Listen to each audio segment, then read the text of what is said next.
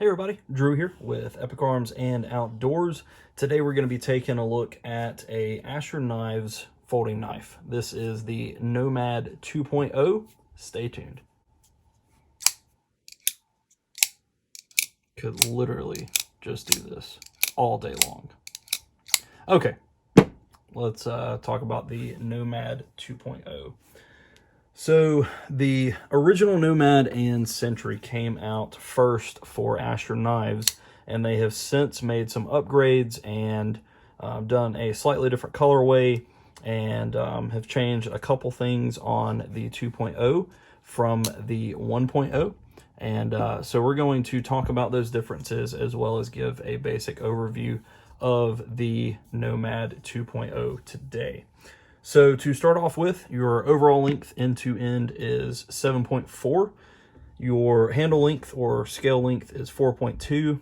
And then you're rocking a 3.2 inch CPM S35 VN stone-washed drop point blade. It is thumb stud or, as you can tell, axis lock or axis style lock, deployment and closing. And it is a reversible deep-ish carry pocket clip on this bad boy. You can get two different kinds of pocket clips. This is the upgraded, slightly longer deep carry pocket clip, and then they do have a shorter version as well.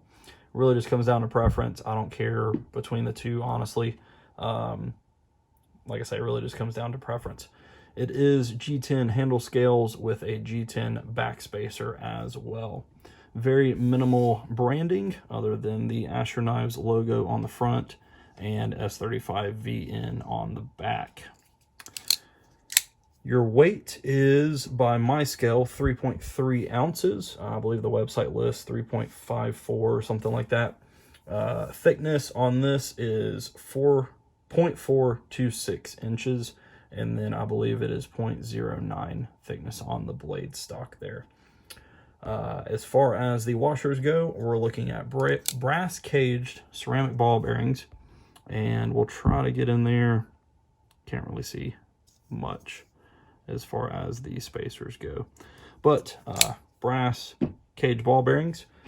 And let's go ahead and compare this to the 1.0.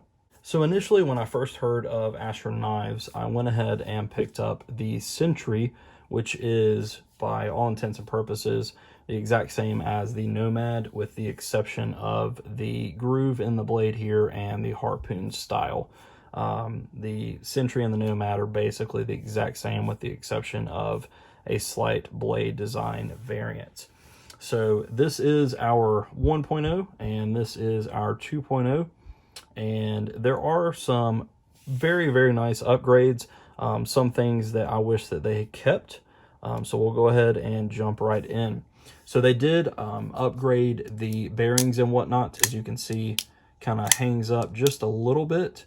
I believe these were steel bearings, but I believe they were running on plastic washers, which is definitely smooth, but nowhere near as smooth as the brass ball bearings. I mean, just a whole lot smoother on the 2.0.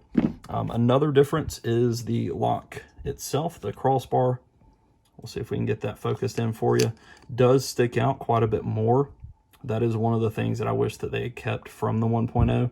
I feel like that just sticks out a little too far for my liking personally. Not a huge issue at all, but it does stick out further than the 1.0. Your liners are the same. The pocket clips are the same, but what they have done on the 2.0 is recessed the screws for the filler plate for the other side. So these are sticking up and these are a flush fit. The rest of the screws and everything are the same, but they did do that on the filler plate. That's about the only thing that I can tell that's different. There may be a couple other ones, and if there are, then I will put those in the description box below. But with all that being said, let's go ahead and do a quick paper cut test and cardboard cut test. All right, got a quick sheet of printer paper here. Don't need this spreadsheet anymore, so we are cutting it up. no issues whatsoever with cutting. Just always kind of weird doing it through the canyons. So no issues with the paper. We'll grab a piece of cardboard right quick once we get this out of the way.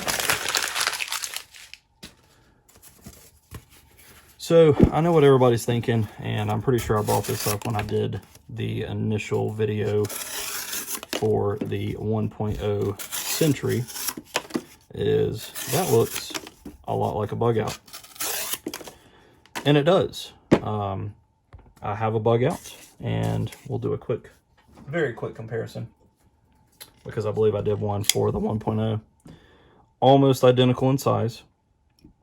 So with all of that being said, the Asher Knives Nomad is definitely a lot more stout in my opinion. You do get the liners. The bug out is linerless. It is a little bit thicker and a little bit heavier, obviously, because you do have those liners.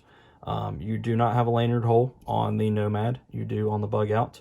The Nomad arguably has better steel with that S35VN versus the S30V on a typical bug out. You do get a little bit deeper on the pocket clip on the bug out versus the Nomad. But other than that, I mean, 75 bucks versus 150 bucks for a bug out.